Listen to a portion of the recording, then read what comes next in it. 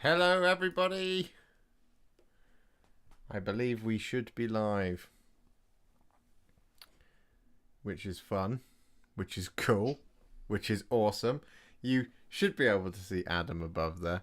Adam is also joining us live today because it's the Sunday show. Hooray! That's what we're doing. As I promised on Wednesday, the Sunday show is a new thing that we're going to be doing weekly.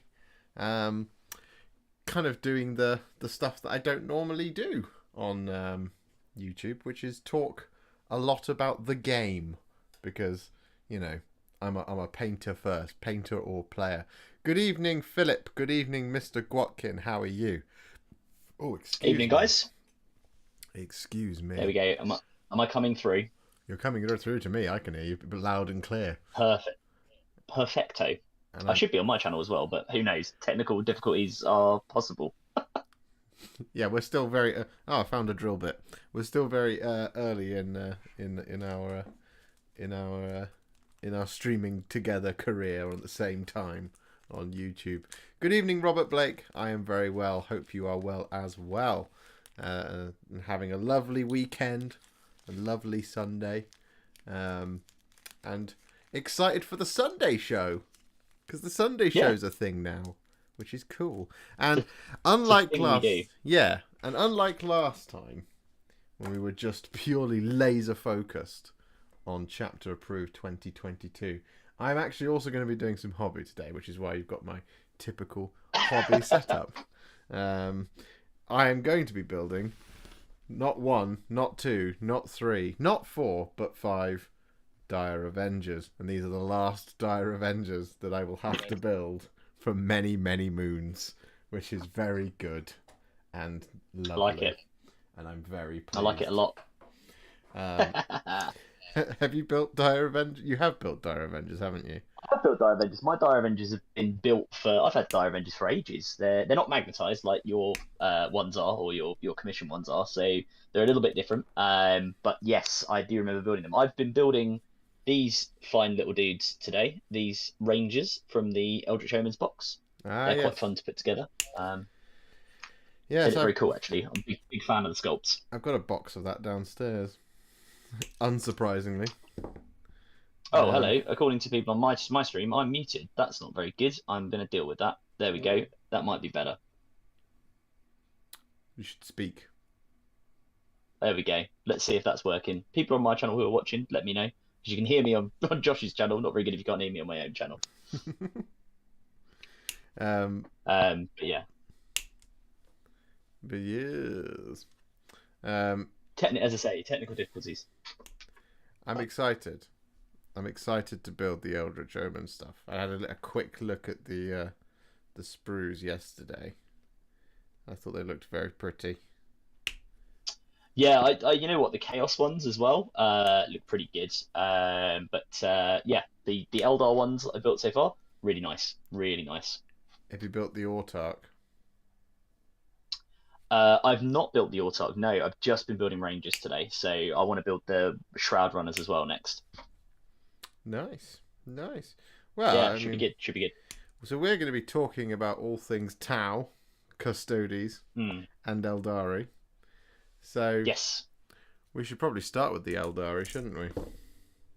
Yeah, we probably should. I mean, what do we want to talk about? Do we want to talk about the fact that basically the entire codex is online, or do we want to talk about the fact of what's in the Eldritch Omens box, which is quite cool? We can talk about both. Look at that. The scope for talking here is massive. Yeah. I'm dreading the Aeldari, if I'm quite honest. They're going to be pretty spicy, for all intents and purposes, by the look of it. So yeah, should be pretty interesting once they come out. Yeah, I'm a little bit fearful that they're going to be too good. Oh really? Because we all know the fearsome power of the Drakari. Right. Yeah. Now imagine if you took the Drakari and gave them a psychic phase. Yes, exactly. It's gonna be pretty horrid. Yeah, I mean the only thing they don't really have is the 4+ Splinter. But like, Yeah, they don't have poison. They don't have poison weapons. That's true. but they do have Shuriken, which I believe has changed now based on the previews. Y- yeah, Shuriken has changed slightly. I don't know quite the details of what Shuriken has changed to, but it will be interesting to hear or to see what people build into for that. Rez is here. Hello, Rez. How are you? Hey, Reza. Um, yeah, I think it changed. I don't think it changed drastically. Um, Hmm. I think it's still fundamentally the same thing. That on sixes it's better, but Yes. Yeah. yeah, it's just I'm a little bit scared. I'm glad ITT is next, Yeah. no, 2 weeks away, and not 2 weeks away, so we don't have the Eldar Codex. yeah, Yeah. not the Eldar Codex a week after it's come out, and people just going, "Hi, so I've got a stratagem, which allows me to just remove all of your models." Yeah, it's going to be pretty horrid, I think. It's the newest codex, so it's going to be the strongest. Yes, Rez, it will. Yeah, inevitably. Yeah, I think so. I saw someone trying to make it was quite funny on Facebook. Saw someone trying to make a salient point and failing miserably about you know, how the Tau codex is incredibly strong, and we'll be talking about that a little bit later. But about how the Tau codex is incredibly strong, and it's always the new codex that wins all of the tournaments ever. And then the response was, I'm not seeing any. I didn't see Gene Stealer Cults win LVO, and I was like, well, now come on. They've got about 5 players.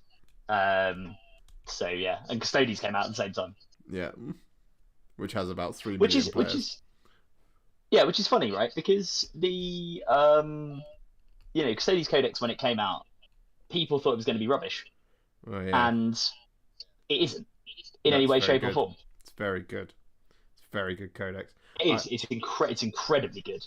I think it sits in the top 3 codexes. Right. Is my view. I think you've got. I think Drukhari are the undisputed number 1. Right. I think. And I don't. I mean, some people will say that they've not won as many tournaments as in recent times, which is true. But they're still dominating the mid game, and they're still dominating the lower game. So they've become, in the hands of a skilled player, something that I think Richard Siegler, of course, someone like that, will take a Drukhari army to something like an LVO and win it pretty easily. I think I think they are a hard matchup for a lot of people, particularly if you take some of the horrible ones. So I think just consistently they're number 1. They're probably not the most competitive anymore after like 3 hits with the nerf bat. Like, they're not going to win every single tournament like they were doing. So it's a similar thing that's happened to the AdMech, but I wouldn't put AdMech in my top 3 codexes anymore. Right. Because like they've kind of disappeared. Again, they just won the LVO, but they're not dominating the mid part of the championship. I think. Yeah, that's true. I think Custodes go right up there. I've got some issues with my audio. Apparently, it's not coming through. Oh, okay, there we go. Apparently, it is now. There we go. So on my channel, it is coming through. Oh, if you're watching on my channel. Good. Custodes, definitely up there in the top 3 codexes at the moment. The Tau, I think they are going to sit in the top 3 until the Aeldari comes out, and then they're going to drop right out of that. Yeah, I think that's true. It is a bit bizarre. The people. Yeah. Okay. Oh, Warhipster's echoing, and you're quiet. Okay. Well, this is great. I can't actually get my audio to work properly. Have you set the sound thing? Like you remember last time we changed the. Yeah, I've played around with it, but I don't know. We'll see if that works. Let me know, people. It's odd. Yes, yeah. Hey Oh, Warhipster, I've been using your painting tutorial for Hobgrot Slitters. They're looking great. Just wanted to say thanks for the video. You're very welcome, Wiggle Wiggles Bottom. Anytime. Anytime. Mr. Guatkin says Custodes were 6 out of the top 10. Same at Stonehammer, because they're talking about the only 2 unbeaten from. There we go. The only 2 unbeaten players from Bournemouth, I am informed by social media, is Tau. Richard says he doesn't think Drukhari are number 1 anymore. Who do you think are number 1 now, Rich? Do you think it's the Custodes, maybe? Because I look at a Drukhari army now and I still wince. yeah. I mean, they're still very good. They're still very good. I still put, because the reason I put them up there is I think, you know, like I said, I think, you know, if a player, someone like myself with Chaos Demons, but I will hate all of the matchups against all of the top books apart from Custodes. Yeah. Custodes is a matchup I feel fairly confident I could do quite well in. Mostly just because I have the fearsome power of Bellicor. I think top 4 codices he will go through them like a knife through butter. So Rich says top 4 codices are Custodes, Nids, Crusher or Hive Mind mix, Drukhari and Tau. Not sure about the order though. Interesting. Is the Tyranids book in the top 4 because of Crusher? Because I'd argue that doesn't put it in the top 4. That's cheating, yeah. Because you know, like the Codex Space Marines in 7th wasn't a top 4, but their formations were. Oh boy, it's difficult. I'm not someone that plays 40k, but I collect some of the models. How competitive are Beast Snaggers at the moment? Not very. The thing with the Orc Codex is it's one of those codexes that I think people find a thing throughout an edition. So people, when they initially dropped that book, people weren't running the buggy spam, and then someone found it and went, "Oh, actually, this is really good." You know, people were focused on still trying to use the jump with the 30 boys because they were now toughness 4 boys, with, you know, lots and lots of attacks. There's something in there in that codex that I don't think anyone's quite found yet. Would be my thing about the beast, about the orcs. Alex Logan says Tau. Yes. Top 4 armies then. Tau are very good instead of codices. Now that makes sense, Rich. Tyranids are very good, but there were like Crusher has brought them right out of obscurity, right? Yeah, definitely. No, definitely. It's like I ran across Stampede list last night. I get into a Salamanders heavily dreadnought list, which was, to be honest, was probably the best. Or sorry, a very good counter, right, to my list, because it was very melter heavy. Yeah. It was very flamer heavy. It was very fluffy. It was very salamanders.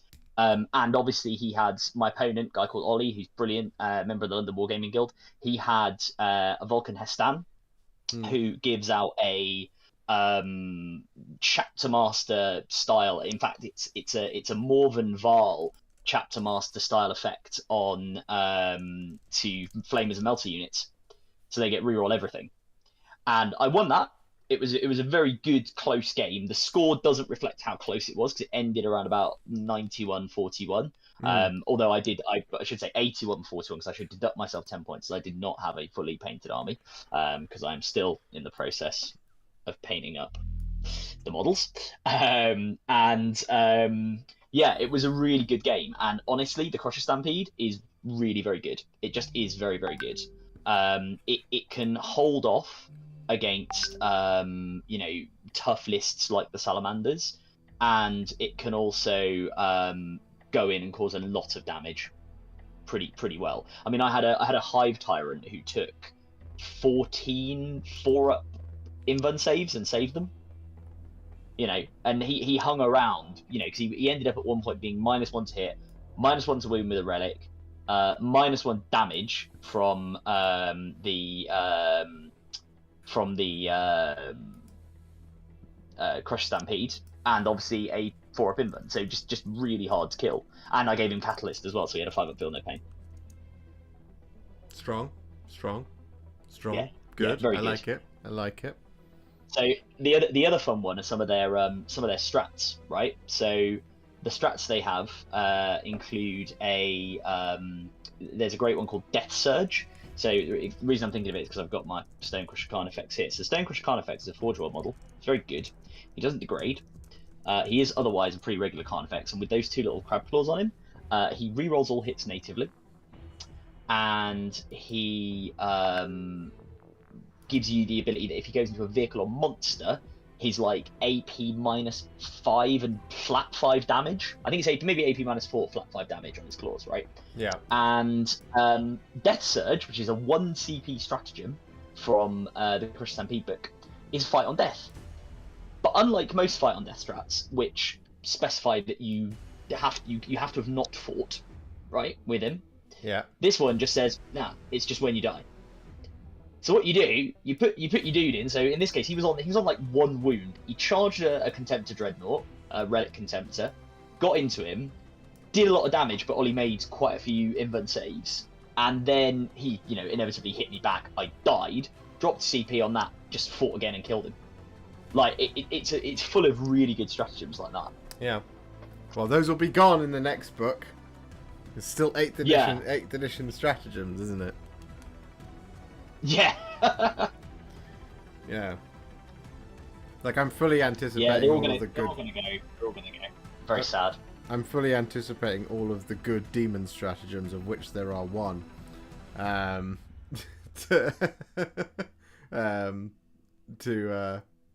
To disappear. So, Aura of Acquiescence, for example. Yeah. Rachel's in the chat. She says you smell. Oh, thank you. Cheers, Rachel. Love you. That's real nice. But yeah, I'm. It's an interesting question. I think this thing about top 4 codexes, because there's another thing as well where like it depends on who you play. As a Chaos Demons. Currently Chaos Demons are my favourite. I don't want to face Admech. I don't want to face Drakari. I don't want to face Tau. I don't want to face Aeldari. I don't want to face anything that has a gun. Realistically, so it's all good. But I would still put Drakari up there. I just think they potentially haven't found the true spice yet. It's still untested at the moment. The new codexes haven't had a lot of play. Yeah, I mean the Tower are going to surprise everyone this weekend, right? Well, what I was going to say, it'll be interesting to have a look, and maybe I can do it now. In between trying to sort out the audio on my channel because I'm apparently an idiot. We can have a look at how the Bournemouth. The Beachhead Brawl in Bournemouth turned out, because that is, a major, and I think, well, I can give you the top 4 if that would help. Yeah, Tau, Custodes. Absolutely correct. Yeah. Deathwatch in 5th. It was piloted by Mike Costello, who is both a lovely guy, Vanguard Tactics, and also the #1 Deathwatch player in the world. So kind of understandable that he's really good. Yeah.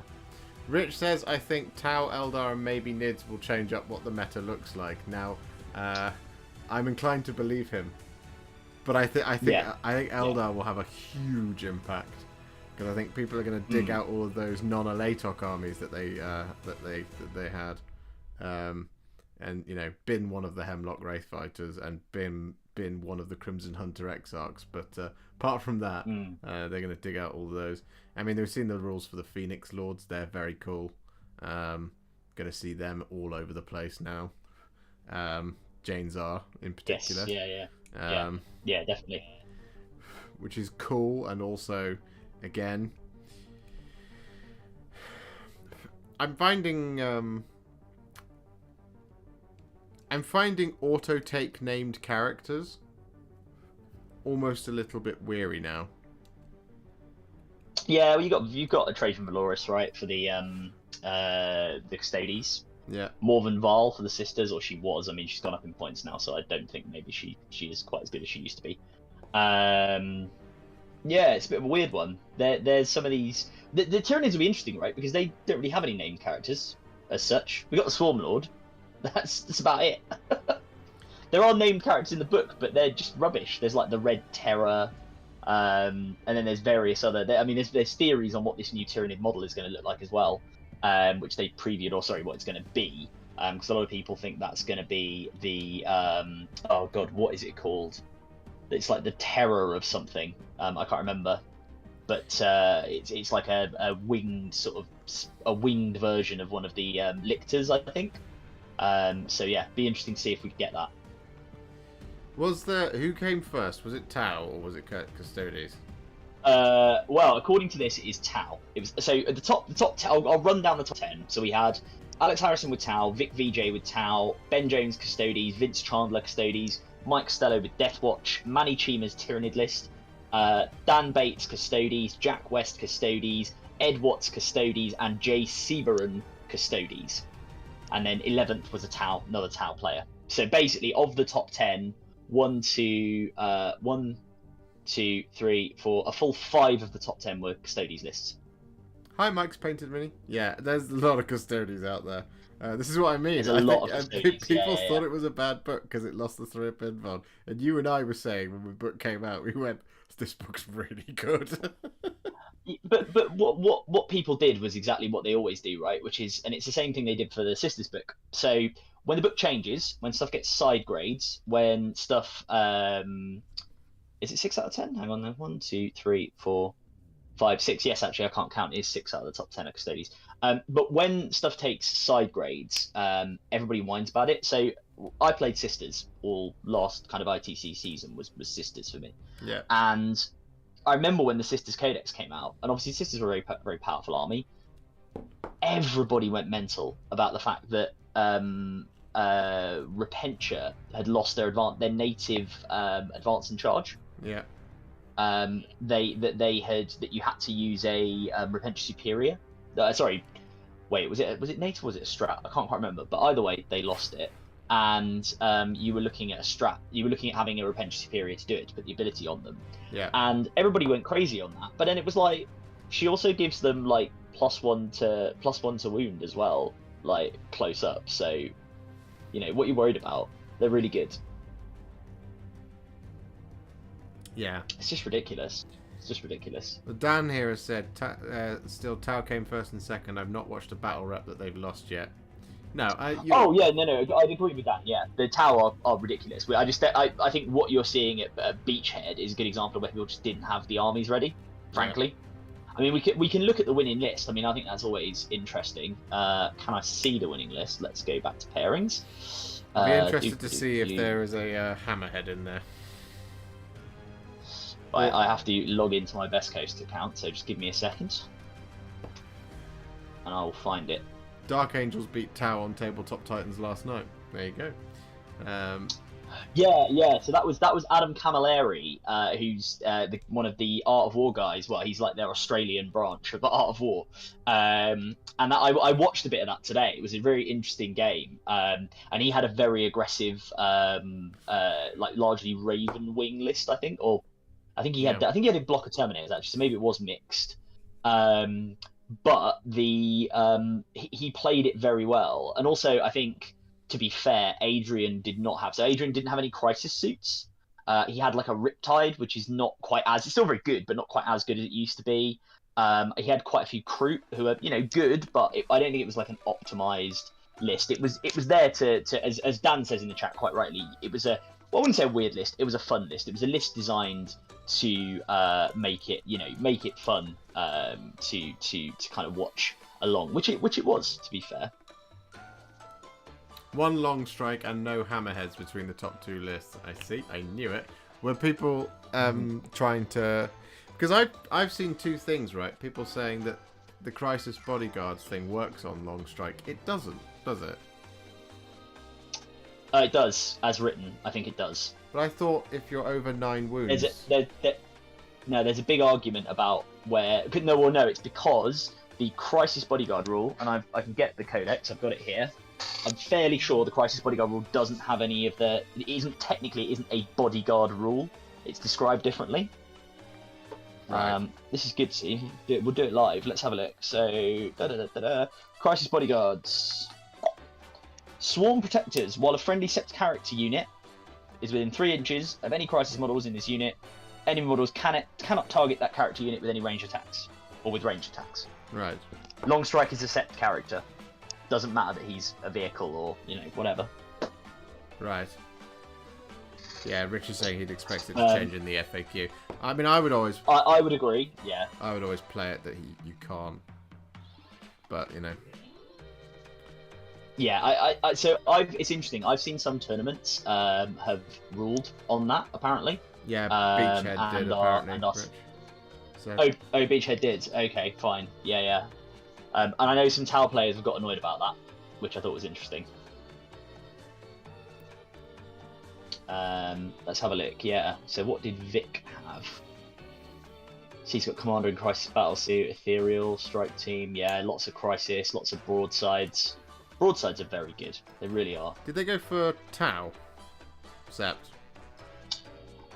Yes, he did. He went for Tau, and Alex Harrison, who won the damn thing, he went for Tau sets. And your top Custodes player, Vince, he had... Let's have a look at what he had. He had... Trajan Valoris, a shield captain on bike. 3 units of 3 custodians. Alright, so can you guess? So you got Valoris, you got shield captain on bike, there's a third HQ. Can you guess what it is? Is it a shield captain in Alarus Terminator armour? It is. What relic has he got? Has he got the Praetorian plate? He has got the Praetorian plate. Do you know what Captain Commander trait he's got? Unstoppable Destroyer. He has got Unstoppable Destroyer. Well done. There you go. You win a prize. Does he have 2 units of bikes or 1 unit of bikes? He has 3 units of bikes. 3 units of bikes? 3 units of bikes. 3 units of bikes. 3 interesting. 1 unit of 3 Alarus, 1 Alarus, 1 Alarus. So 5 in total, but split 1, 1, and 3. 5 Sagittarium, little unit of prosecutors, and Custodian Guard Squad with 2 with shields, 1 with spear. I don't understand the mix and match on them anymore. It still works. You've still got a guy to soak up damage, right? I think so. And yes, that is Pleasant Canaby, actually. Yes, yeah, Vince Chandler, that is Pleasant Canaby. So that's interesting, because obviously PK was playing Sisters as well, and he has now switched over to the Custodes. Well, he was playing Blood Angels. Let's be real. The man, was he playing Blood Angels originally? The man does have a Blood Angels army, and then he's become a win at all costs. No, I'm joking. I don't know the man. Harsh. I play Chaos Demons. I'm allowed to say anybody else who uses something that's top of the meta. I'm allowed to say it. But yeah, no, it's they're in a really see, I really like the Tau book. I think it's fine. I don't think it's as bad as everyone thinks it is. I just think there's a couple of maybe slightly weird, janky interactions, like the what's name, like the long strike and the bodyguards thing. But it's interesting because most of the competitive lists I've seen don't try and do that type of thing. A lot of them are saying, you know, Farsight, Enclaves, or Tau. I know a lot of people think Farsight's better than Tau. I think Farsight's better from a kind of it working each model being effective on its own. I think Farsight's better, but I think if you're going to play it as an army, Tau is definitely the choice. Because then because you can like broadsides, rail sides with smart missile systems. In a Tau force are very, very cool. Because you've got 6 shots with the rail rifle, and you get to re-roll a hit and re-roll a wound, or is it one or the other? I think it's one or the other, isn't it? Yeah, maybe. Okay. Good evening, Marty. Well, there we go. In other good news, I've finally fixed my audio, so apparently I'm coming through okay. I'm a little bit quiet apparently, so I'll turn myself up, see if that does anything. There we go. Let's see if that works. So now you can drop all of your pearls of wisdom. I don't have any pearls of wisdom. I just occasionally roll dice with people. That's all I do. And then I'm going to bring my Eldar and ruin your day. You're taking... So we've got ITT this week. Not week. We have got ITT. 2 weeks from now. Next week. Next week. Yeah, 2 weeks. Yeah, I was going to say, Jesus Christ. It's coming up. Yeah. For those that don't know what ITT is, it's the international team tournament featuring none of the international teams. It's the... Well, you know what? What we're doing is we are going for a baseball vibe, because we're going for the World Series, right? It's the World Series, but it only features US and 1 Canadian team. And we're the same. We're the international team tournament, but with only teams from the UK. Possibly, there might be some guys from Europe, actually, who come along. I don't know. No, there might be, but like, it's not Team UK, Team US versus Team Slovenia versus Team Brazil. It's not that. It's Team Warclave versus Team Johnny on the spot with the 6s. Like, you know what I mean? Yeah. Well, Vanguard Tactics are sending a team. I know that. I might be sending a couple of teams. I don't know. So, yeah, we'll have to see. We have 2 questions, which I think would be great. Oh yeah, cool, cracking. I've just seen them from Wiggle Wiggles Bottom and Dan. Yes, Wiggle Wiggles Bottom. Can I say I love that, because that's the wonderful contrast in names. You got Wiggle Wiggles Bottom. It's exuberant. It's it's out there, and then you just got Dan.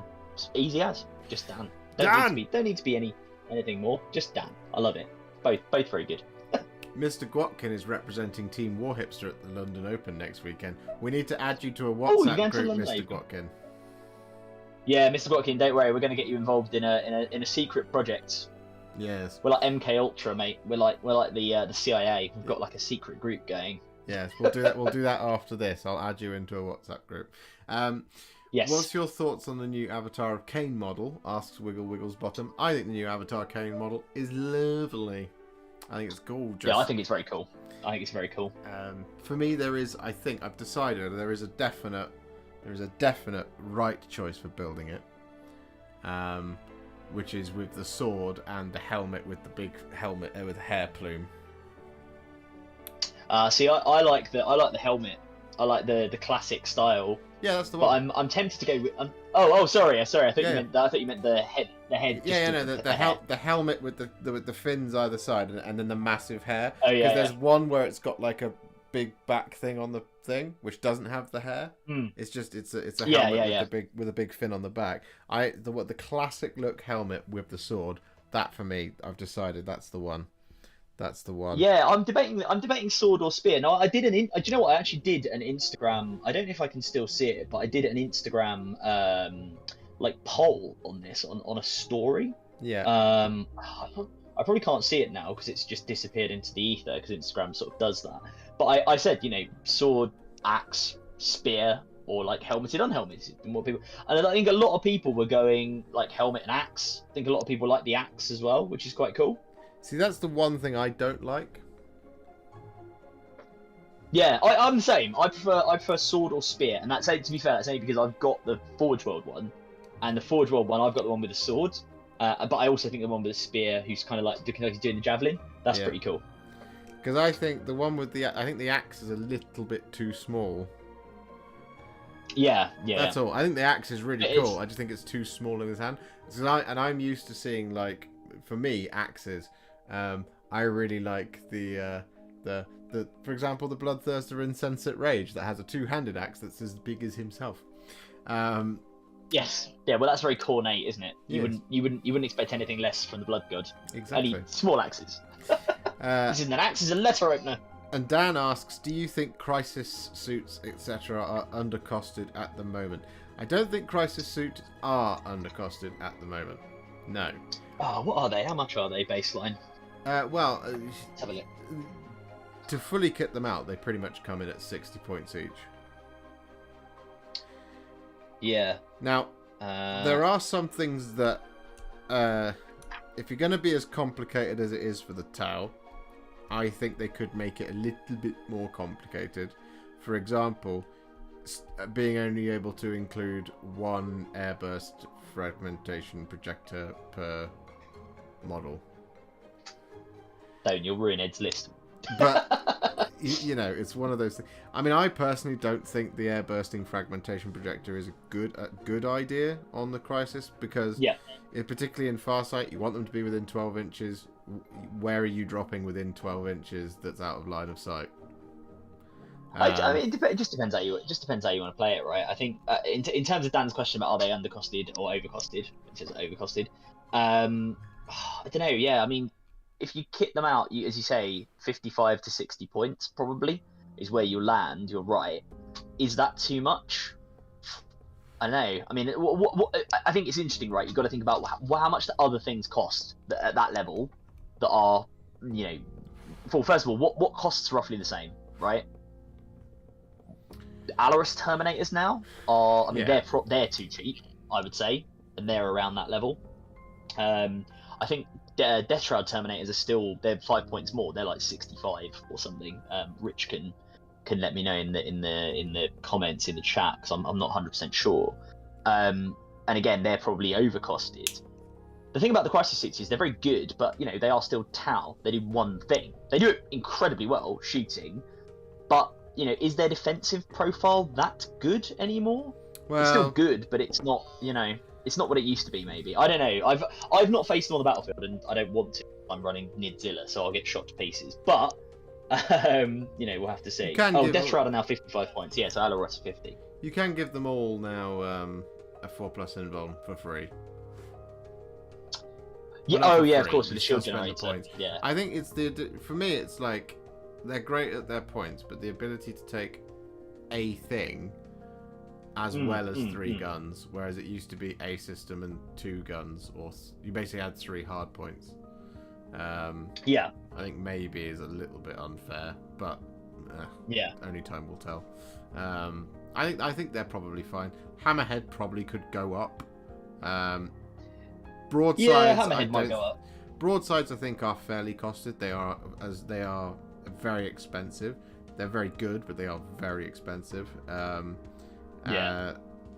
Like they're 80. They run at 80 points a model. Which is quite a lot. How much are Devilfish? Oh, so the Codex. So they're like 95 points. I know someone who beat 3 Tau players with Custodes this weekend. Well, there you go, says Rich.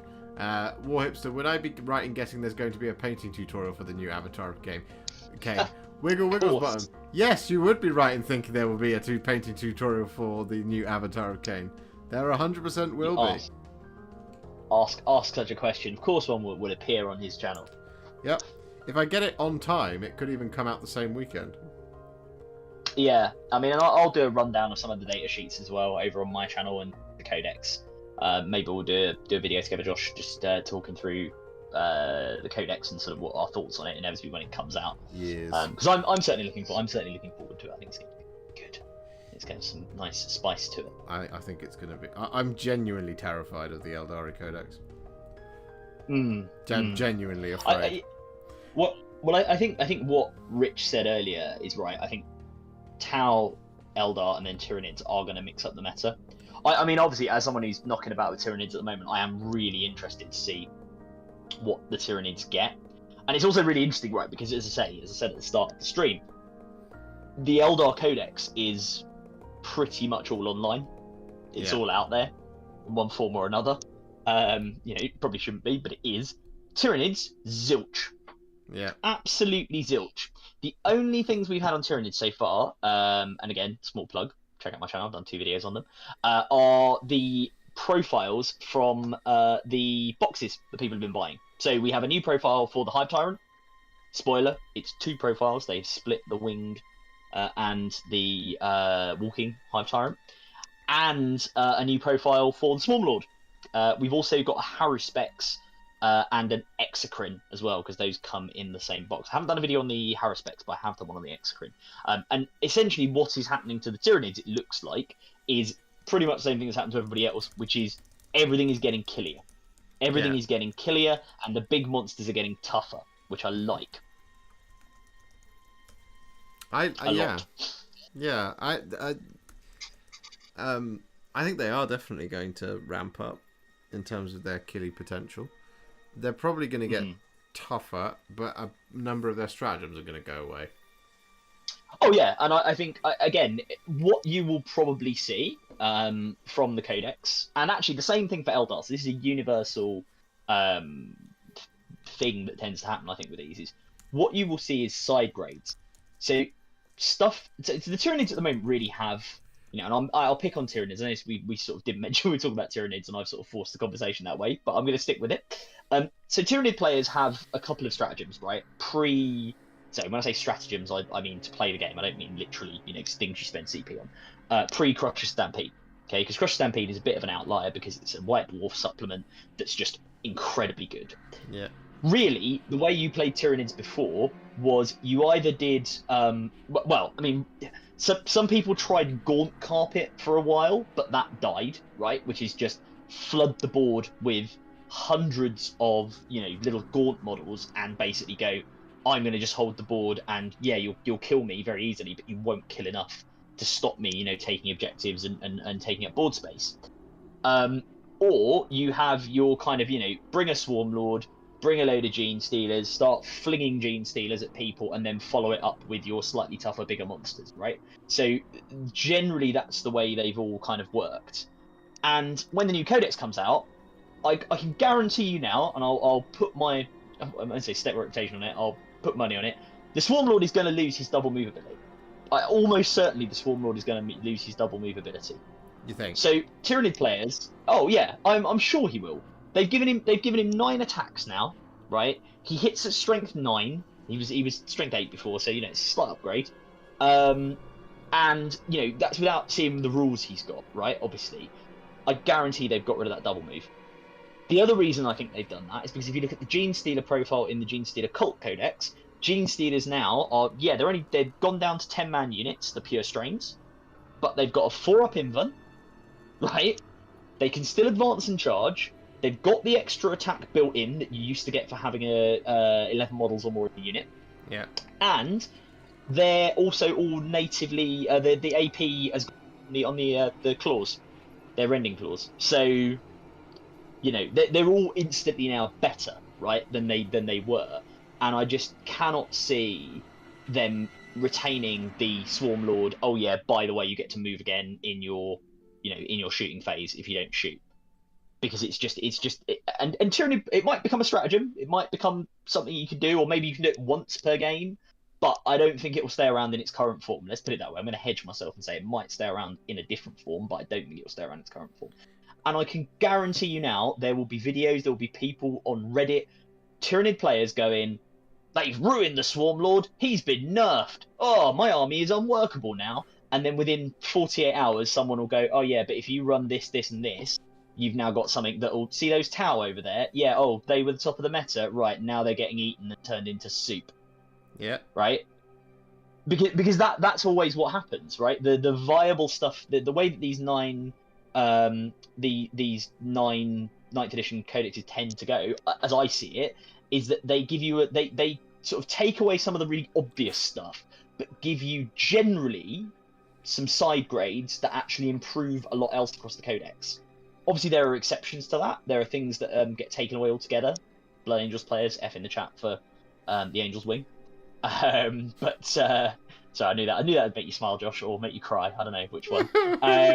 But the 9th edition codexes generally do that. They generally give you that side grade and generally give you other ways to play the game and actually make a lot more units viable and more powerful. It's what happened to Drukhari. It's what happened to Admech. It's what happened to Custodes, right? Like Wardens are good again. No one's taking Wardens. Wardens are good. They've got bodyguard ability, that kind of thing. It's interesting because yeah, you and I that's my rant. You and I talked about the Wardens thing, and you said you didn't think Wardens was worth it. The bodyguard was worth it for the Wardens. I don't think it's worth it because the way I would run my list, if I'm Custodes, I'm not too fussed about bodyguarding.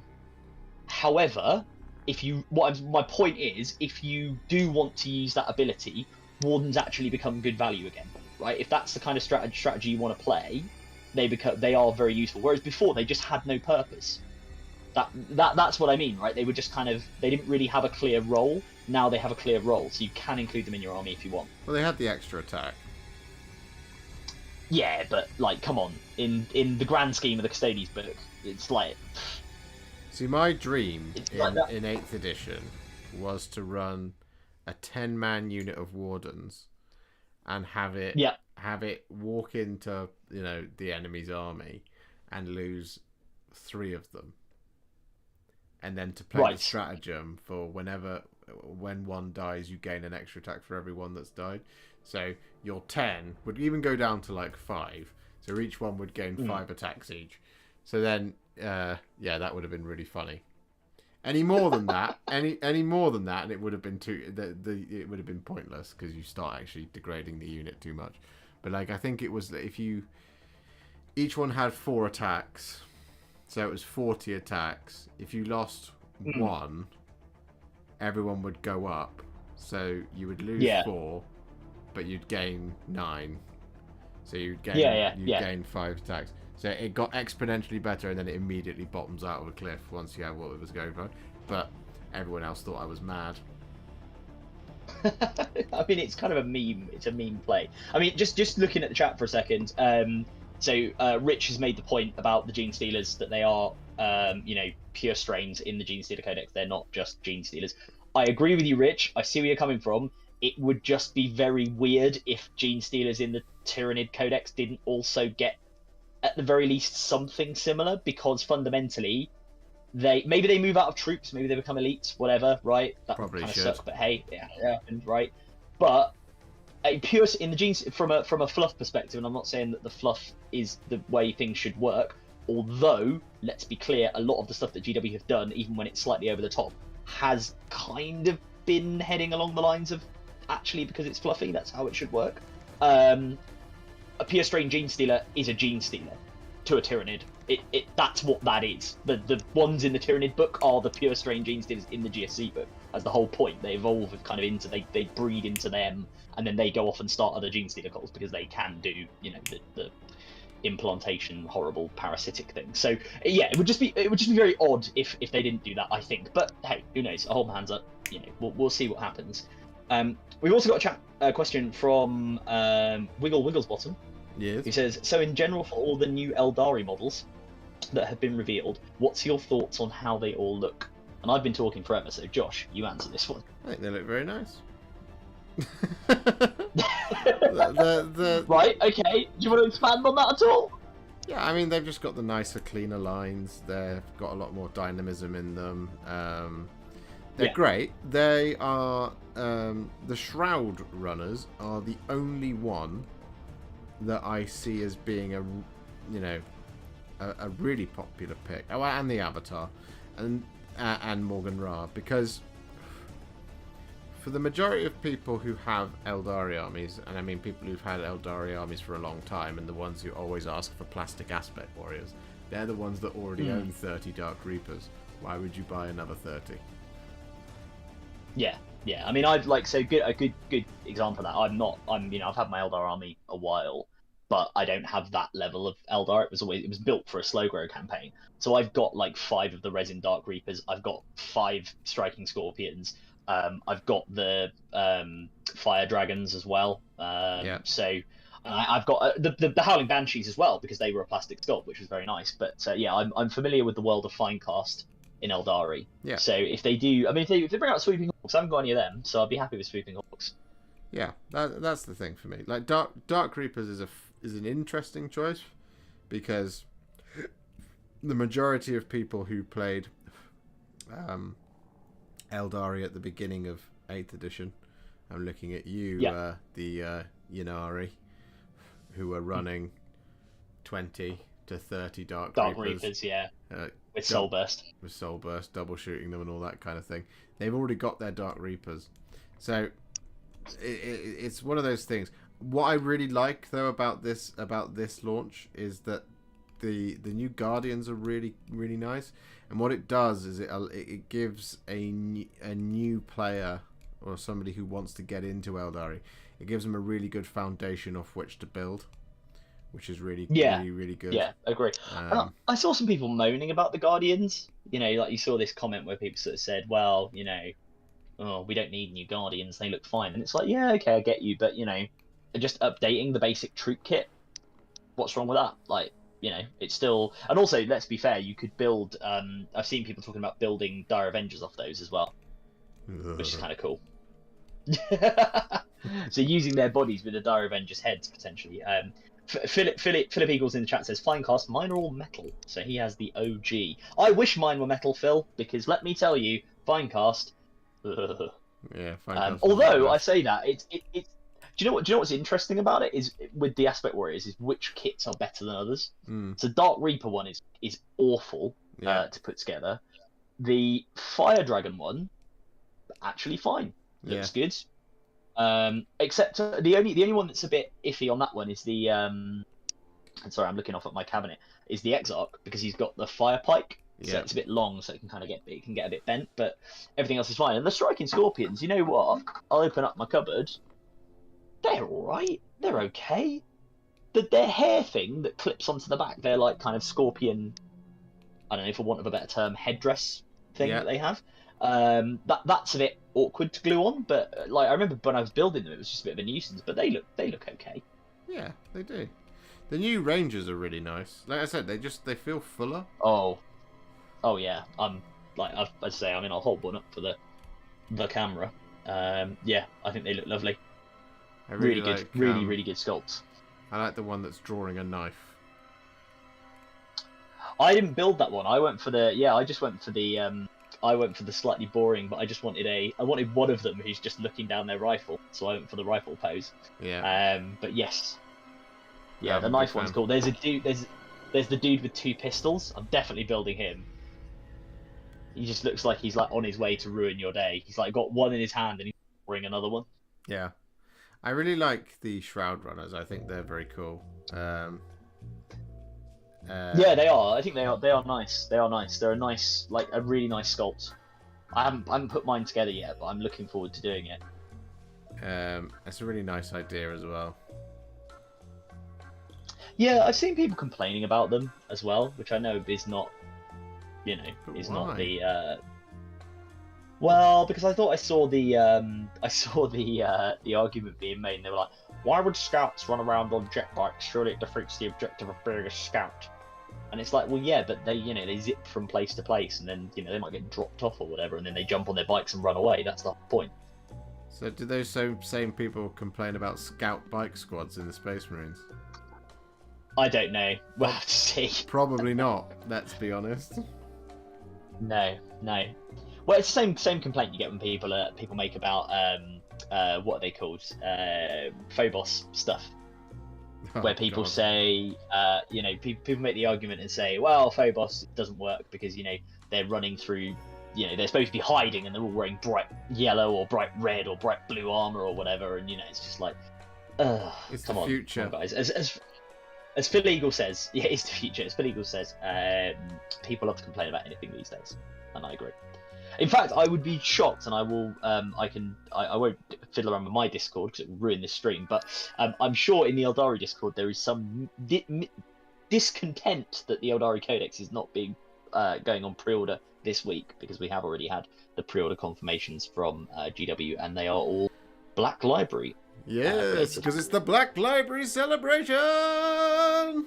Which means there's two very important models coming out, which I can't wait to get my hands on. I'm looking forward to getting my hands on Fafnir Ran and Dominion Zephon, because those are some really cool models. Cool. And they're plastic Horus Heresy character series models. Could it be? Could we be seeing the dawn of the plastic heresy? Could we indeed? Could we indeed? Yeah. No, they are very cool. There's some cool stuff. There's like some there's some like special edition Eisenhorn books as well. I think Xenos is getting special edition. There's like a cool bookmark as well, which I've seen, which is Eisenhorn. Cool. So as well as the models, there's some other stuff for the Black Library celebration, which is quite cool. Rich has made a good point. He says, "Don't forget those stealthy Invicta warsuits." And yeah, that is right. I mean, the Invicta warsuit is hilarious. I'm going to forward deploy this Invicta warsuit, which you didn't see coming at you, despite it being about 20 foot tall. Yeah, actually, here's an interesting question based on Tau, Aeldari, and Custodes. Mission packs for tournaments. Are we seeing the mission that allows no forward deployment? Was that used at Bournemouth? I don't know. Do you know what? I will try and find out for you. Let's have a look. Beachhead Brawl. I'll see if I can get the mission pack. This is where Rich is going to just be like, I already know this, and the answer is X. The answer is no. Hang on a second. Beachhead Brawl. Here we go. Can I get the pack?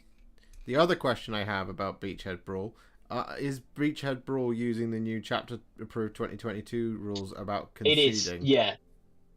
Yeah, I believe it is. I believe it was using the new missions and the new rules. But I don't know actually what missions were played. I'm just seeing if I can find out for you now, using my skills on the interwebs. Because that's very important. Is there... Yeah, are those the standard GW clippers? I can never find a decent pair that keep their edge. They are the standard GW clippers. I've had these standard GW clippers now for 7 years. They came in the Citadel Paints and Tools set. You can tell that they're very well loved because they're I burn things quite often with them. So you can see there's a little bit of heat damage on the blade. And it's a bit rusty around there as well because they've had some serious loving. But yes, they are the standard GW clippers. I love them. I think it would be... I probably do need to get some new clippers because these ones are very old now. But I've got a set of the proper clippers. The ones that they sell individually. But for me, they're just too big.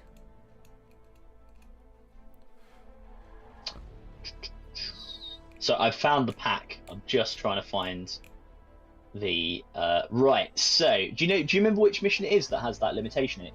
No. I can find out. Okay. I will hang on. I will consult the library. He says that. Where is it? Consult the Tome of Knowledge. Here we go. The stupidly thin world of Nachmund. So Rich says, I know at London Open /WT events, Abandoned Sanctuaries is the first mission. So, and that is the one, Abandoned Sanctuaries, and it is the first mission at Beachhead Brawl as well. There you go, and that's the one that doesn't allow pre-game moves, right? It is the one that doesn't allow pre-game moves. Yes, yeah. I must admit, I played. So the new missions are quite cool, actually. I was a bit when I first looked through this incredibly slim tome. I was a bit. Again, repeating what we said for the other about codexes, I was a bit, what's they done to my mission? But actually, playing them, it was more a case of going, oh god, there's more to do now. How's this going to work with my list? But actually playing it was really good fun. So I did tear down their icons, which is mission 12, last night, and it's the one with the funky place a bomb turn off a bomb and then blow it up at the end of the game. Second primary, I guess, which is kind of hilarious and actually leads to some interesting interactions. That's cool. So yeah, I'm kind of a fan of these new ones. They certainly make you think more. Although because we both had quite killy lists, we ended up just kind of knocking 10 shades of the proverbial out of each other, and then remembering we also had to do missions as well and had to do actions like sort of in about turn 3. But yeah, no, I think they're good. So yeah, they Beachhead Brawl, they did Abandoned Sanctuaries, which they did Conversion, Scouring, Recover the Relics, Data Scry Salvage, Tide of Conviction, and Death and Zeal. So good selection of thing. And it was also a 7-round tournament, which I didn't realise. I thought 6, but that is interesting. A little bit longer. The objective placement makes a big difference too. Yeah, agree with Rich. This says what Rich says. It is interesting. Well, so I don't know if you saw my message this morning, actually. About what, me? Yeah, I don't know if you saw about ITT. Oh yes, I think I did. About the terrain. Yeah, because you said it's a slightly different terrain pack, isn't it? Yes. Well, so because we used the terrain for it's interesting that because do you want to explain to people who are watching the stream what the difference actually is? So at the international team tournament that is not international, we have teams of 5 battling it out for supremacy. What happens is you before you start the game, because it's a second element to a team tournament where you kind of have to sort of use your best tactical knowledge and nous to determine how things who's going to face who. And one of the things that is in the international team tournament is that what you have to do is you have to have a heavy table and a light table and then 3 normal tables. On the heavy table, you take 2 pieces of terrain from the light table and put them on the heavy table. Yeah. Which means there will be one table there which has got all of the terrain ever, and one table there that has less than the amount of terrain ever. I thought that was very interesting. It is, and you know what? It's interesting because it's another kind of tactical thing to think about. And like, so for my list, for example, so for Crusher Stampede, for the Tyranids, one of the interesting questions is, do I actually disconnected from the internet? That's why. Oh right, that's an issue. Yeah. So sorry, what I was saying is like, on the one hand, for me, heavy terrain sounds great. More terrain, more fight. I have big monsters with big bases. Yeah. I need to be able to move them forward. So actually, in some respects, heavier terrain for me is kind of annoying because it means I only have a limited number of places I can go. Yeah. So I actually probably don't want to be blocked out. So in some respects, the lighter terrain table might be better for me. So I want to go on the heavy one. I want to be on the heavy terrain because I want to I want to be able to protect my Keeper of Secrets and my Bellicor and my Lord of Change. Yes. And my Keepers, not Keepers, I've already said them, my Fiends of Slaanesh and my Screamers of Tzeentch. Yeah. Yeah, it's it's going to be interesting, let's put it that way. Especially with the other lists that are coming with us to ITT as well. And obviously who we're up against is going to be a big determinant as well. Is. It's a good job we're not going to be facing anyone that's Tau, Custodes, Nids. No, that is true. Yeah, it's going to be every team, much like ours, is probably going to be Tau, Custodes, Nids, and then maybe Drakari, possibly Grey Knights. I reckon. I suspect you're going to fight. I suspect what you're going to see is you're going to see Custodes, Tau, Drakari, Admech, Nids. Yeah, Admech's interesting actually. I don't know if there will be that many Admech anymore. Do you not? Because it's funny, right? Because the Admech is still really, really good. You know, they won LVO, but that was Richard Siegler, so you know, Richard Siegler could win with, like, I don't know, what's the worst faction in the game at the moment? Gene Stealer Cult? No, I'm joking. Probably Chaos. Raven, probably Chaos Demons. yeah, now. yeah, Raven Guard. I don't know. So the you know, he could probably win with them, but a lot of other people are not big fans of. It seems people have moved on from Admech. Like certainly all the top competitive players mostly seem to have moved on to, you know, to Custodes or to Tau. Yeah. So I don't know. Maybe we'll see a lot more Admech. You know, their stuff's got more expensive. Guard, Eliza, was it Reza says Guard are the worst in the game. Possibly. Guard. Oh yeah. Fair point. You know what? There is a way we can check this.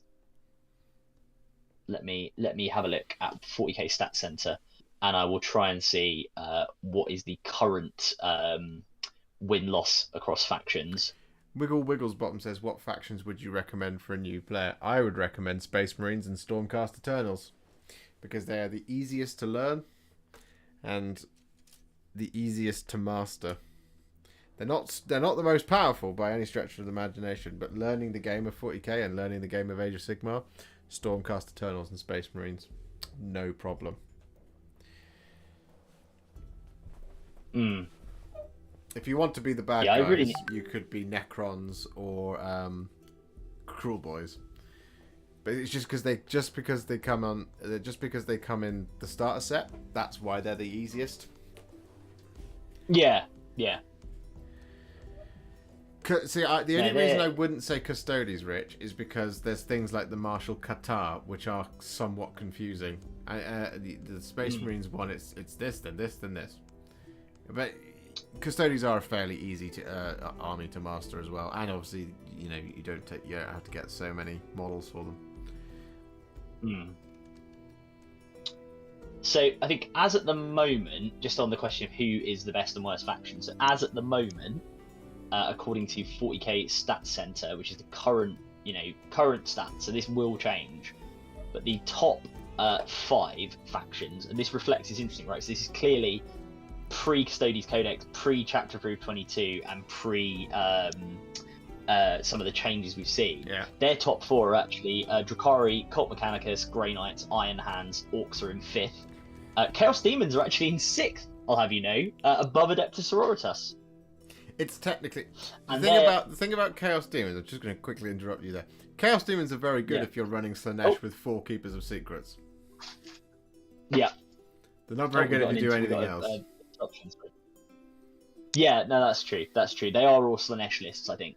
Their bottom 5. I mean, they've got Adeptus Titanicus in here. I'm not including that because why would you? But their bottom 5 are, starting from the worst, Imperial Fists, Tau Empire, that's going to change, Astra Militarum, Blood Angels, and Raven Guard. Someone said to me that Blood Angels are very good the other day. I was just like, are you having a bubble, mate? I keep a close eye on the Blood Angels on account of having nearly 10,000 points of them. They're not very good. Yeah, they're not very good at the moment. I mean, excluding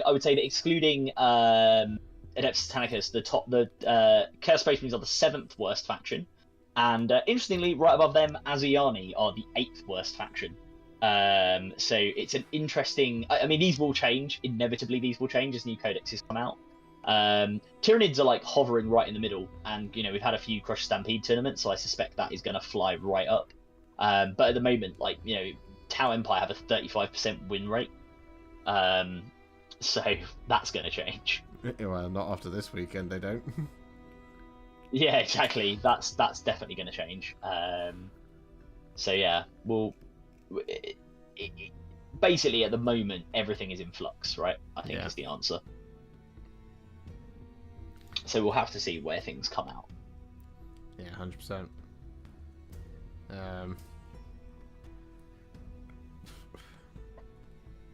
Yeah, so Rich says Blood Angels can maybe go 4-1 pilot, but I'd probably put them in as the worst ranked 9th edition book. Yep. Are they the worst 9th edition book? Yeah. Space Wolves? No. Space Wolves. Blood though. Angels. Yeah. So I'm just trying to think of all my 9th edition. Yeah. all of the probably Blood Angels. All of the Blood Angels stuff involves taking really expensive points-wise units into combat. So when someone said to me the other day, you could run Blood Angels as a shooting army, I nearly slapped them with a glove and challenged them to a duel. because you don't get any +1 to wound for shooting, mate. Because Right. what's the point? Like, at least in the Space Wars, okay, their stuff isn't great, but the heroic intervention is better for playing the objective than +1 to wound. Yeah, that's true. So That's true. you can keep people away from objectives a little bit easier. Space Marines are just struggling a little bit at the moment. Space Wars has a lot of fight last as well. Yeah, that's right, Rez. Yeah, and right, things like the Wolfen being a little bit cheaper now, meaning that they fight on death anyway, is just very, very good. Yes, yeah. I mean, what I would say as well is that we always forget that Space Marines were rubbish for a long time. Yeah. You know. Have I dropped out again? Funky, but I can still hear you. Maybe it's just weather we're having. You're getting, it's very odd. You're clearly getting some bad weather down there, which is disrupting the old internets. Clearly. I cried at the Death Guard point changes, says Mr. Dowliza. Yeah. Perfectly balanced, as all things should be, my friend. Yes, yeah. You can have 15 points off this, but this goes up by 15 points. No, the Death Guard's changes were weird. They were for what should have happened, a meta that existed 6 months before the book came out. Yeah. They were just odd. I just don't get them. And like some of the stuff they did, a little bit of the stuff they did fine, but again, it was like changes for a meta that existed 6 months ago that doesn't exist anymore. Yeah. So I don't know. It's a bit of a weird one. Yeah. See, I consider myself a good pilot with a Blood Angels list, and even I don't want to try. Yeah. Which makes me sad, because I love my Blood Angels. I love them to death. Well, they're also very cool. Oh, they're the best Space Marine faction in the whole wide world. But yeah, it just makes me sad that they're not. But it also does give me hope that they're going to get something if they get a version 2 supplement. Yeah, which I don't know. I don't know if they'll certainly update all the 8th edition first, but maybe we'll see that at some point. But yeah. Well, it didn't last time. Yeah. I agree with Mr. Dowliza, which is stated in Plague Marines. I'm very sad because Plague Marines should be the core of a Death Guard army, in my opinion. Yes, they should. They're what it's codex, like it's the same for Space Marines, and I've had not Space Marines, Chaos Space Marines, and I've had debates about this with some people in the hobby who insist that who make the argument and say, well, it's a fair one, and they say, well, Chaos Space Marines should be really rare, right? They're these kind of super elite warriors. So actually having a bunch of, in an ideal world, what we would have is a bunch of Chaos Space Marines that are like Custodes level, because they've been in the warp 10,000 years, they're very strong, they've got all this, that, and the other, and then most of the army is actually bulked out by like guardsmen and cultists and crap like that. Yeah. I don't agree with that. I agree from a fluff perspective, fine, but from a fluff perspective, you wouldn't get an army of Custodes as we play them in the game. You wouldn't get an army of Space Marines as we play them in the game. No, you get one except Space in the Marine. most dire, and the one Space Marine and like 300 guardsmen, right? Like that's and again, it's the same. Like sisters, you get sisters in that concentration, except in the rarest circumstances, you get a small detachment of them and a load of guardsmen. But we play the game. The army is called Chaos Space Marines. It's not called Chaos Cultists, right? If we get a Chaos Guard book or a Traitor Guard or something like that, fair play, loads of them. But if you run a Chaos Space Marine army, run a Chaos Space Marine army, right? I know by that I'm not saying don't run Terminators or Chosen or Possessed or I don't know what else we got, spawn, stuff like that. Yeah, run all of that, but just don't do 50, or 60 cultists and 5 Space Marines, 5 Chaos Space Marines, because it's just, I don't know. For me, that just hurts my soul. Yeah, I agree. But that's me being a bit unfair. I'm sure there's some Chaos players who think I'm an idiot, which is fair play, but I probably am. What are you gonna do your Eldritch Omens stuff as? Chaos. Yeah. Oh well, I've got my sort of custom warband that I've got sort of slowly putting together, which is the Obsidian Hatred. So they're just a generic, Chaos Space Marine warband, black and silver. So I mean, look, I hold my hands up. It's from a competitive point of view, so I can play them as anything I want, basically. But also just doesn't tie you down, because I think, and actually this is maybe something we should point out, is that the Games Workshop have now said they're doing this partnership for tournaments with the ITC guys, right? Yes. And one of the rules at Games Workshop tournaments is if your army is painted as Ultramarines, like they've all got Ultimas on them, they're blue, got Ultimas on the shoulder pad, you play them as Ultramarines. You can't play them as White Scars or Dark Angels or something, should you wish, right? You play them as that. Now, obviously, in the ITC tournaments, which is what most people do, rather than GW events, they don't care. You can turn up with an army, and I don't care either. You can turn up with an army that's entirely painted blue, and if you put it down in front of me and tell me they're all White Scars, as long as they're all White Scars and I can tell they're all White Scars, right? Or they no other rules are changing, I don't really mind. From my perspective, I don't think you may feel differently, but I'm okay with that. But if GW are going to get into this partnership with the ITC, I do wonder if that would be something that is more heavily enforced and actually would encourage people who want to kind of switch it up, play with different sub-factions, actually encourage them to paint their armies in custom schemes more often, which doesn't necessarily have to happen at the moment. So I think it'd be interesting to see if that develops. Yeah. Wiggle Wiggles Bottom's got a good question. He says, I play AOS. 40k I don't play, but I have some small armies for factions I like the aesthetic of, like Beast Snaggers, Necrons, Sisters of Battle. Glad you recommended Necrons to learn. So there we go. So not a question, but a good compliment for you there, Josh. Because I agree, Necrons are not a bad army to learn with.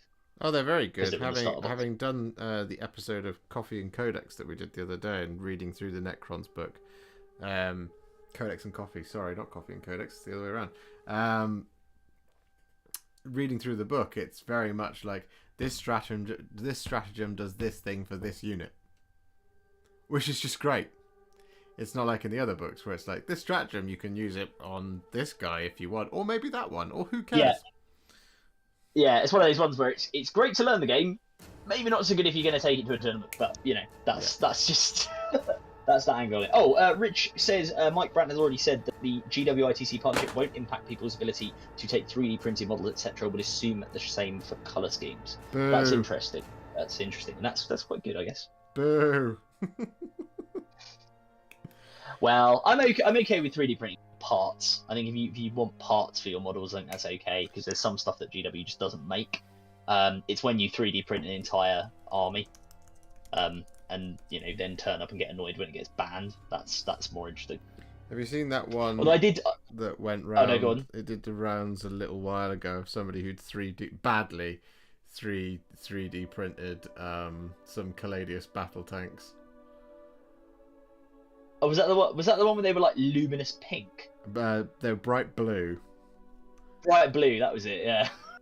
And they were like, it's fine, don't know what your problem is. It's like, yes, I have quite a big problem with this, to be honest. Well, at least it's not the chap who forgot all his mech guns and had to use beer koozies as orc mech guns. Yes.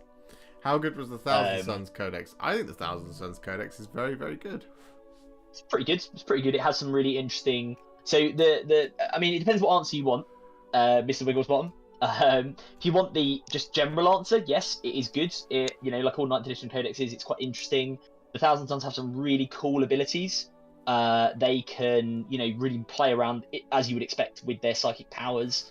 They can, manipulate things. You've got these what you call cabal points you accumulate. So by having your space wizards in your army of psychic sorcerers, they give you these points that you get each turn, and then you can spend those points to do things like extend the range on psychic powers, make sure that psychic powers can't fail, gain additional psychic powers, do additional damage, and they all cost slightly different points levels, and you get different points from having different characters, different psychers in your army. So Magnus, the Primarch, gives you I think he gives you 5 or 6. He gives you a lot basically for him, possibly more than that, possibly even up to 9. So you're encouraged to kind of take a diversity of different psychic characters, and also their powers are really cool. They can do some really cool psychic stuff. Again, as you would expect for the Thousand Suns. Yes. From a competitive point of view, they are good. They're a good army.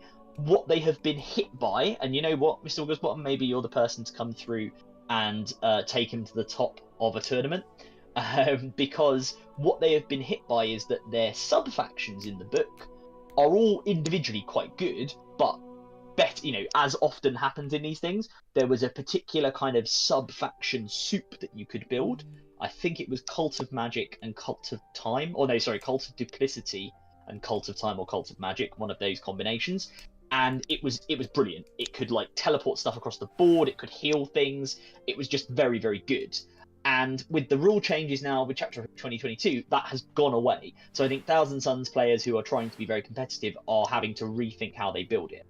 But all of that aside, it's a really cool book. And I would definitely say, if you like your Space Wizards, check it out by all means. I mean, again, look, rule are cool. As much as I'm sitting here talking about competitive stuff, if there's a faction you enjoy, if there's some particular aesthetic you like, go for it. Because you're going to be building models, you're going to be painting. More time goes into that than actually goes into playing, realistically. So if you don't enjoy the models and painting them, building them, and having fun with that, just because you want something really, really good on the tabletop, if you don't enjoy it, you're not going to have fun. So I would definitely say, if you like the Thousand, go for it. Yeah, I think Richard's right. It says it rewards a skilled player. Yes. Thousand Suns do have quite a high skill threshold, because there's quite a lot you have to think about. Placing models in certain places, so you get your psychic powers in range, working out what order to do your psychic powers in. But don't ever let that discourage you, Mr. Wigglesbottom. If you like Thousand Suns, go and check them out, because they are very cool. And also, I believe that if you are watching on youtube.com/Warhipster, there are some painting tutorials for the Thousand Suns. Yes, for the Infernal Master, and there will be more. The Infernal Master. Once I get around to doing the Scarab Occult Terminators. I've got the an Ahriman tutorial as well. I've got Magnus the Red to do. I've got some Zangors to do. I've got Scarab Occult Terminators, and I've got Zangor Shaman to do as well. Yeah, so if you do want to do them, Mr. Wigglesbottom, you will have the whole of the entire range to have a look at. So if you're into your Thousand Suns, check it out. Yes. And good evening, Ash Bland, as well. Sorry, I saw you said good evening. Good evening to you, sir. Ash is here. Hooray! What else was I going to say? I was asked, Philip asks, are you going to do biscuits and battle tomes? Yes. Yes, we are. We are going to do it. I like it. Because battle Can tomes... I come on that one as the guy who knows nothing about AOS? Yes. Yes. I was... Honestly, I looked through a battle tome and a codex side by side. Oh yeah? Which battle tome did you look at? Stormcast. Right, okay. And I looked through that one. So I looked through battle tome Stormcast and Codex Space Marines side by side. And then I looked through battle tome Auric Warclans and Codex Drakari side by side. Right. It's no contest. Battle tomes are better. Battle tomes are better. Yep. So, the Auric Warclans and the Stormcast Eternals one, whilst it's not entirely useful for me, right, as a painter, both of those battle tomes had painting guides in it for the armies on all the different types of details for Stormcast and Auric Warclans. Don't get that in 40k anymore, do you? You certainly do not. In fact, actually, a question for you about battle tomes, or about AOS, if I may ask? Again, from I guess more of a competitive thing, because I've seen people that I follow on social media who are AOS players. One of them I saw recently was getting very excited because apparently his Beasts of Chaos have just gotten some sort of supplement in White Dwarf, and they've gone from being rubbish, for all intents and purposes, to being really, really good. Is that true? Yes. I Right. don't know the ins and outs of it. But yes, they have gotten very, very good. Right. Okay. Which is very cool. No, it's just honestly like looking through them. Yeah. It was something like basically what I did is I got the Auric Warclans book out and I went right. And it was on page 82 or something when the rules started. Yeah. In Codex Dracari, it was on page 40. Yeah, they've definitely. So the codexes of 40k have definitely a little bit of the lore. Yeah. So I mean, we can do a live example, right? Lean away from the mic for a second. Right. So, 8th edition Codex Tyranids, very cool looking warrior on the front with his scything talons and his rending claws. So this has, so it's it's reasonably thick. I mean, let's hold it up against Codex Tau, which is kind of similar. So this has like a little bit of lore profile on basically every single unit. So synapse creatures. Yeah. We've got. I mean, I think there's a whole page on spores, which is a very Tyranid thing to have. What do? I collect spores, molds, and funguses. There we go. Spores. Excellent. The Tau book, by way of a contrast, and obviously this is a very cool codex, and if you're a Tau player, definitely worth checking out, let alone for all the rules. The lore bit is basically just, a few units, general description of what the Tau are like, some cool stuff on battle suits. Also, the art in 9th edition codexes is amazing. It's got this kind of cool page about drones. Also, the other thing in the Tau codex I will say that is quite... When we did say we talked about Tau, I'll hold this up so people can see it. This page, right here. So this is a guide to all of the little gubbins that you can stick on to the battle suits that have come in the box ever since it launched, and I don't think anybody had any idea exactly what. So now you can actually see what a target looks like, and it looks like a speed camera. Yeah. But yeah, then the rest of it pretty much is just a bit of artwork, and then the lore. The rules. The vast majority of this codex is rules. It's Crusade rules, and it's the actual rules for the units. Yeah. So they have cut down a little bit on lore, I think, compared to some of the 8th edition codexes. But I don't know, they're still pretty cool. They still have some cool stuff in them. Yeah, they're still nice. I 100% agree. I was just like, I hadn't looked at one side by side before, for a while at least. But yeah. No, I just really big fan. Cool. Yeah, no, I mean, I haven't seen the battle tape, so I don't know. The Stormcast book is really good. It's worth picking up if you just want to read something cool. I know I would say that as a Stormcast fan, but like, man, there was just some really cool stuff, like this cool little tidbits in there. So like, for example, I'll give you one that I didn't know before reading the book. So Bastian Carthalos. The dude with the hammer, right? Yeah. The Lord Commander of the Hammers of Sigmar. He is quite important in Azir, but his story is really cool. So Bastian Carthalos fought alongside Sigmar during the Age of Myth, before the Age of Chaos came. Right. And so this is still in the mortal realms, so this is just before Sigmar closed the gates of Azir and set to work on creating the Stormcast Eternals. But so Bastian fought alongside him during those wars, and then so the little tidbit I had is that Sigmar refers to Bastian playfully. He gives him the nickname Bastian the Late, because Bastian was the last soul to pass through the last gate to Azir before Sigmar slammed the gate shut, and he was basically a one-man rear guard holding back the forces of chaos whilst everyone else was escaping, and then he was the last to step through, and then he shut the gates of Azir, and then he then forged him into the Lord Commander into a Stormcast, into the Hammers of Sigmar when he died. Well, after he took his soul and onto the Anvil of Apotheosis. It's freaking awesome. It was so cool. That's pretty cool. I was like, oh, yeah. Bastion, he's an absolute hero. But like, yeah, having used him at the last weekend at Warhammer World for a few games, he was very, very cool. Well, I will have to bid you all good night. Busy day tomorrow and an early start off to Norfolk for a few days. Take care all and be safe. Thanks, Marty. Enjoy Norfolk. Thanks, Marty. Yeah, have a good one. I hope you have enjoy Norfolk. Thank you for stopping by. I just on Mr. Wigglesbottom's comment about battle tomes about laid out in codexes. I mean, I've not looked through a battle tome, so I don't know. But I will say some of the way that codexes are laid out is a little bit annoying. Sticking the Crusade rules in the middle is a big annoying one for me. Because they're not in the middle.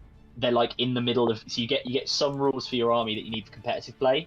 Then you get Crusade rules, and then you get the rest of your data sheets plus other abilities and rules that apply to everything. It's just all you end up doing a lot of flicking back and forth. Although I say that as somebody playing Tyranids at the moment and playing Crush Stampede, I took what I can only describe as a library to Bad Moon Cafe in London with me yesterday because I had to take the Tyranid Codex. I had to take the Warzone Octarius Rising Tide book, and I had to take the White Dwarf. And between all three of those, that is where I had to go flick through and look through my my stratagems and stuff from 3 different sources. So Rich has just asked the pertinent question of just looking at London Open roster, and it seems that maybe I should be changing my team name to Team Warclave. Yes, you should. Yes. Do it. That's the WhatsApp group we need to put you in, Rich. Yeah, we'll put you in the WhatsApp group, Rich. Don't worry. Can you do it now, Adam? So, yeah. Because I can't, because my phone is being used. I believe I can. Let me do that. Hang on. Did it. We're doing team stuff live on stream. What was I straight to the point about there, Ash? What was I straight to the point on? The Stormcast are amazing. Probably. And everybody loves them, and they should love them more than anything else. Yeah. It's probably not a bad shout. But yeah, I think we've it's an exciting time. I think either way, both of the main games, in 40k and in AOS, because obviously you guys are getting the more battle tomes coming out. Yes. We've got Eldar, we've just had Tau, we've got what's left? Guard Knights, Chaos Demons, Chaos Space Marines, obviously, Tyranids, and I think that's it for.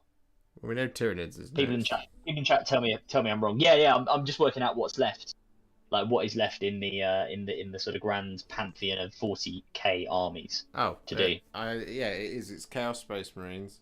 It's Tyranids. Yeah, Chaos, Guard, Tyranids, and Demons, and Aeldari. Demons and Knights. Aeldari and Imperial Knights and Chaos Knights. Yeah. Yeah, that's it. So, I suspect I wouldn't surprise me if Chaos and Imperial Knights gets put into one book, maybe. That'd be interesting. That would be interesting. Just a Knights book, and then you can just pick your Renegades or your Imperium. Be interesting to see what people do with that. Yeah, I don't know where we'll end up, to be honest, with them. And again, something might come along and just completely change the meta.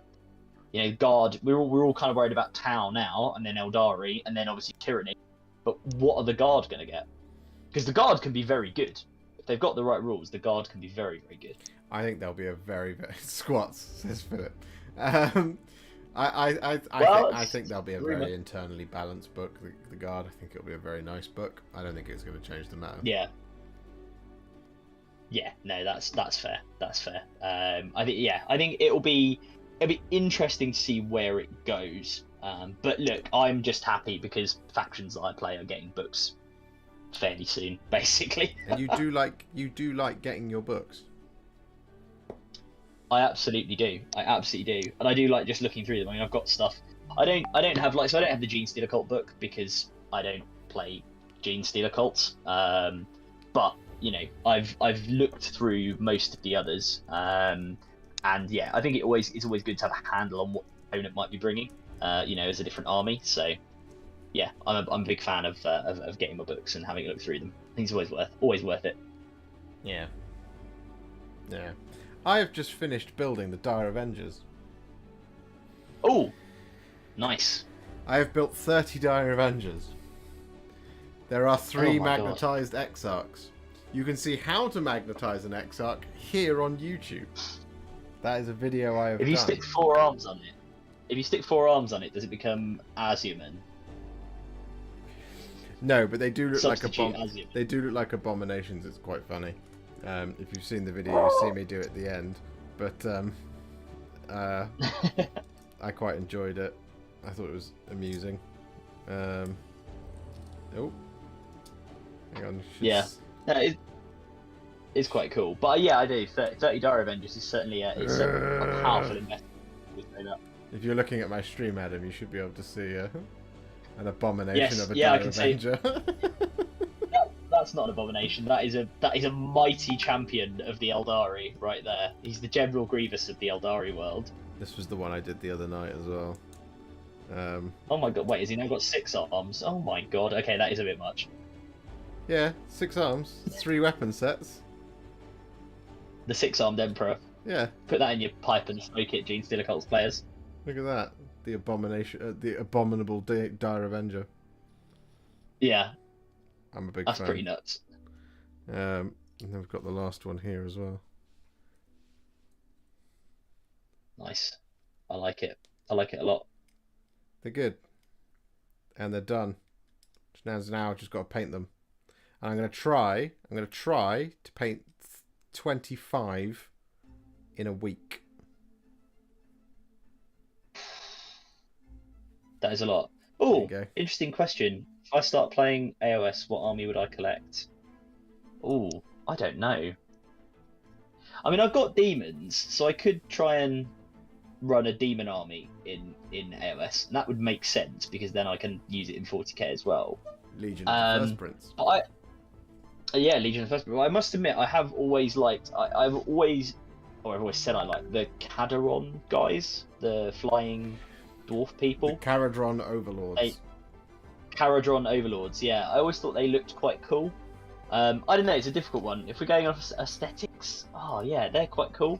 I'm going to go to the Games Workshop website and I will have a look and I will tell you what I think of each army. Let's do that. I'll try and do a very quick rundown of Age of Sigmar. You used to be able with the Caradron Overlords, you used to do something called Barak Zilfin's Clown Car. Barak Zilfin's Clown Car? What was that? Basically, you deployed your entire army in one in like one flying boat thing. Yeah, in the big one, the Ironclad. Yeah. Okay. So I'm looking at the start collecting team. So Skinks. I mean, Lizard Men are cool. Yeah, Lizard Men are cool. Gloomspike Gits, not for me. No, not for me. Daughters of Cain, they're alright, but yeah, probably not for me. Slaves to Darkness, Chaos Space Marines without guns. Demons of Slanesh, very cool. Beastclaw Raiders, they're quite cool. I mean, I actually Ogre, I wouldn't call it an army, but I had like a force of them that I abortively played Warhammer Fantasy Battles with. So the Beastclaw Raiders do kind of appeal to me from the kind of Ogre side of things. Flesh Eater Courts, again, not really probably my cup of tea. Skaven are cool. I can't get around the idea of rats with technology and warpstone and all of that stuff. So and I've played as them in Total. I'm actually a big fan of those. Caradron, I just think they look cool. They're like steampunk dwarves. Seraphon again are awesome. And then yeah, the Fire Slayers and the Sylvaneth. I think the Sylvaneth look cool. Like I really like their aesthetic actually of the kind of tree revenants and stuff. Yeah. The fire slayers, like the sort of like shirtless dwarves firing themselves at each other. I'm not really sure what that's all about, but cool. Stormcast, they're awful. Who'd collect them? They're the best ever. Shut up. No, they do look cool. They do look cool. The Khorne Bloodbound. I must admit, I thought the Khorne Bloodbound looked cool, like the big like Roid Rage, angry, the like oversized banner and stuff. I've seen them done really well. Idoneth Deepkin, cool aesthetic, but again, not sure I can get behind that one. The like magic water elves.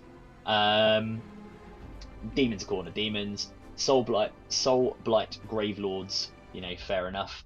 Beasts of Chaos, again, always quite cool. Greywater Fastness, is this just another variation of dwarves? So Greywater Fastness is a Cities of Sigmar. Right. It's right. Okay. Cities of Sigmar had a Kelly says the correct answer was actually none, Adam. But she's not wrong. She's not wrong.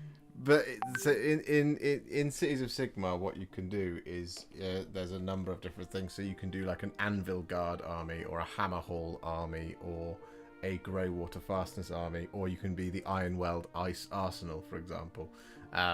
It's a way of collecting old miniatures. They're kind of like the free peoples of Middle Earth in a way that band together, but they're different sort of ways of doing it. I'm looking at Anvil Guard and seeing Dark Elves, and I'm guessing they're part of the same thing. Yeah, so Anvil Guard, you could make. I don't know if Anvil Guard still exists actually, because I think that's the one that Marathi butchered and is now turned into Harganath or whatever, or Harkadron or whatever she's calling it. But yeah, it was a way of being able to do Stormcast plus humans plus some dispossessed dwarves. Nice. Okay. Yeah. No, as I say, if I did, and if Kay's still listening, I will not, because I already have demons. I've got to admit, the characters, they look pretty cool. It's just steampunk, isn't it? It's different. Yeah. It's different. Are they? What are they? Are they? I don't know. I don't even know what they're like. They've got like guys with balloons. That's hilarious. Yeah, they're fun. Yeah. They had quite a bit of power at the beginning when they came out, and then they now desperately need a new battle tome to bring them up. Right. Bring them up in line. Okay. They are definitely very cool though. It's just things like... It's like a guy with a pickaxe and a Gatling gun. I mean, that's pretty cool. Yeah. It's things like the Thunder... I think it's the Thunderers. You used to be able to spam the weapons in them. You now can't. You have to take one of each in the box, which makes it makes the unit a little bit confused, because it's like one's got a long range, and a number of them have got a medium range, and some of them are like 6-inch range, for example. Right, I see. Kelly says she's always listening. She is always listening. It's quite scary. Wiggles Bottom asks, Josh, what AOS armies do you collect? I collect Auric War Clans. I collect Stormcast Eternals. I collect Sylvaneth.